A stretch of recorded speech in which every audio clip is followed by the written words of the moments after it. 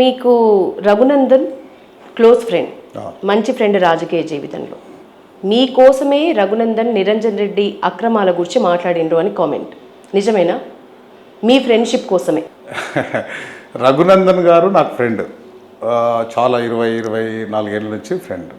జనరల్గా ఆయన ఈ మిగతా విషయంలో కూడా ఆయన కూడా అదే టైంలో బీఆర్ఎస్ పార్టీ నుంచి కొన్ని రోజుల ముందు బయటకు వచ్చినాడు, కొన్ని రోజులు కాంగ్రెస్ పార్టీలోకి వచ్చినాడు, మళ్ళీ బీజేపీలోకి పోయినాడు. జనరల్గా ఆయన అన్నిటి మీద మాట్లాడిండు. అదే టైంలో మేము కూడా పోరాటం చేస్తున్నాం.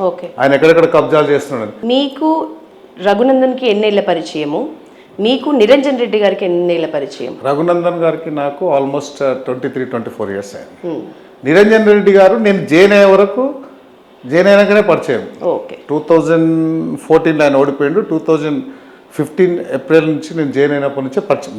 ఉన్నపర్తి కాన్స్టిట్యున్సీ, కానీ అంత నాకు డైరెక్ట్ పరిచయాలు లేవు. అంటే అంటాం కానీ ఎక్కువ పరిచయాలు లేవు. ఓట్ల తేడాతో గెలవటం విషయానికి వస్తే మీరు నిరంజన్ రెడ్డిని బీట్ చేయలేదు. ఎట్లా? 25,000 ఓట్ల మెజారిటీతో మీరు గెలిచిండ్రు. ఆ లాజిక్ మీరు అన్నది కరెక్ట్. ఉమ్మడి మామనార్ జిల్లాలో మొన్న జరిగిన 2023 ఎలక్షన్స్లో ముగ్గురికి 1,00,000 దాటినాయి. అవును. ఒకటి 1,11,000 అచ్చంపేట ఎమ్మెల్యే గారికి వచ్చినాయి, 1,09,000 చిల్లర ముఖ్యమంత్రి రేవంత్ రెడ్డి గారికి కొడంగల్ వచ్చినాయి, 1,07,250 నాకు వచ్చినాయి లాజికల్గా. ఓకే. సో 25,430 మెజార్టీతో నేను గెలిచిన.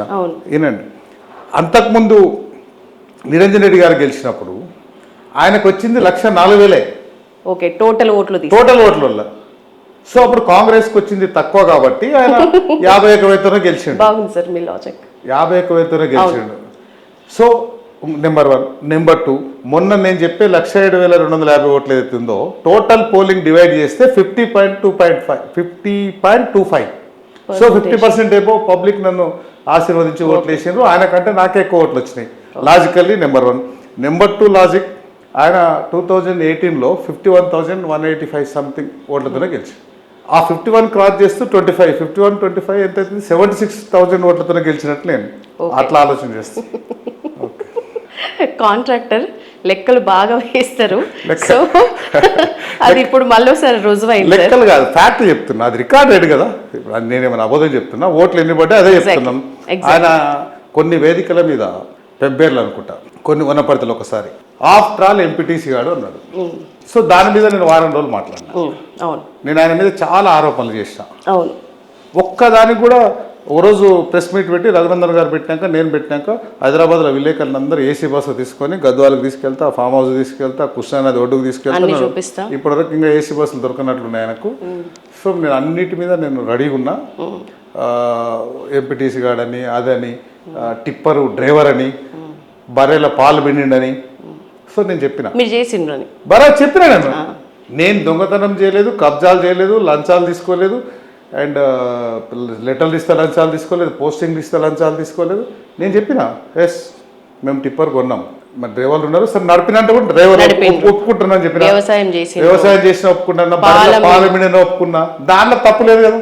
అగ్రికల్చర్ కుటుంబం తప్ప లేదు, కబ్జాలు చేస్తే. నేను ఇవన్నీ చేసి నాకు ఒక కంపెనీ ఉంది, యావరేజ్ 100-150 కోట్ల టర్న్ ఓవర్ ఉంది, నేను సంపాదించిన, నేను రైట్ ఆల్ ఇన్కమ్ ట్యాక్స్ కడుతున్నాను చెప్పిన.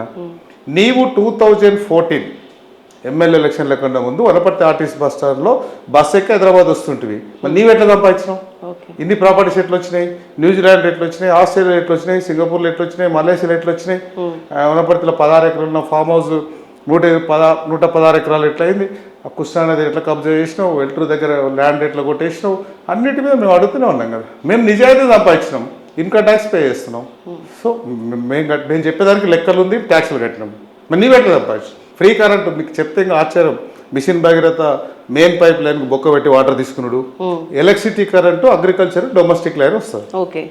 ఆయన కమర్షియల్ లైన్ పెట్టుకున్నాడు. సో 24 hours ఉంటుంది, బిల్లు మాత్రం డొమెస్టిక్ పే చేస్తారు. సో ఇట్లా చెప్పుకుంటూ పోతే ఇంకా చాలా ఉన్నాయి. ఆయన కొన్న కొత్తపేట ఫామ్ హౌస్ కానీ, ఆడ ఉండవల్లి దగ్గర కృష్ణానది దగ్గర ఉన్న ఫామ్ హౌస్ కానీ, ఫస్ట్ వాళ్ళ ఇంట్లో ఒక అబ్బాయి ఉంటాడు. మీరు వేరే ఇంటర్వ్యూలు చూడండి, రఘునందన్ గారు మాట్లాడినప్పుడు ఆయన మాట్లాడాడు, మన దత్తపుత్రుడు నా ఇంట్లో వంట మనిషి కానీ నా దత్తపుత్రుడు అని చెప్పిండు. వెరీ గుడ్, ఎస్టీ అబ్బాయిని దత్తపుత్రుడు తీసుకున్నాడు, అప్రిషియేట్ చేద్దాం. ఆయన పేరు మీద ల్యాండ్లు కొంటాడు. ఆయన అగ్రికల్చర్ ప్లస్ హార్టికల్చర్ ప్లస్ వ్యవసాయ శాఖ మంత్రి. ఏం చేసిండు తెలుసా, 90% సబ్సిడీ వస్తుంది స్ప్రింక్లర్స్ మీద, పైప్స్ మీద, మోటార్స్ మీద, అగ్రికల్చర్ రిలేటెడ్. 90% సబ్సిడీ. ఎస్, అవన్నీ అబ్బాయి పేరు మీద తీసుకొని గవర్నమెంట్ డబ్బులు ఎంజాయ్ చేసి మళ్ళీ తర్వాత ఆయన బిడ్డల పేరు మీద మార్చిండు. నథింగ్ బట్ బినామీగా యూజ్ చేసుకొని. ఎస్, దానికి ఆన్సర్ చెప్పమనండి. సో ఇంక చాలా ఉన్నాయి ఆయన గురించి మాట్లాడితే. ఇప్పుడు సో మిమ్మల్ని అయితే జూనియర్ మల్లారెడ్డి అనొచ్చు అయితే మిమ్మల్ని, మీరు వ్యవసాయం చేసిన అంటున్నారు, పాల మల్లారెడ్డి యాక్సెప్ట్ చేస్తారా? మల్లారెడ్డి గారితో నేనేం పోల్చుకోను, కానీ నన్ను నేనే పోల్చుకుంటా. ఓకే, ఆయనతో నాకు పర్సనల్ ఆయన పేపర్లు చూసుడే చేసినవన్నీ ఒప్పుకున్నారు. నన్ను నేనే చేసుకుంటున్నాం.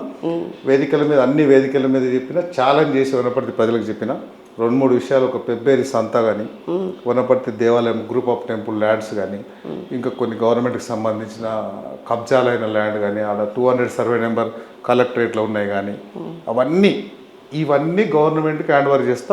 వాటన్నిటికీ వనపర్తి నియోజకవర్గానికి పెద్దపాలేరులాగా పనిచేస్తానని చెప్పిన.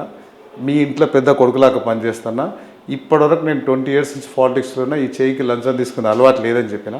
ఇన్ కేస్ తీసుకుంటే నన్ను ఎప్పుడైనా రాజకీయ చౌక్ పిలిచాను, నేను వస్తే రాయితీన కొట్టమని చెప్పిన.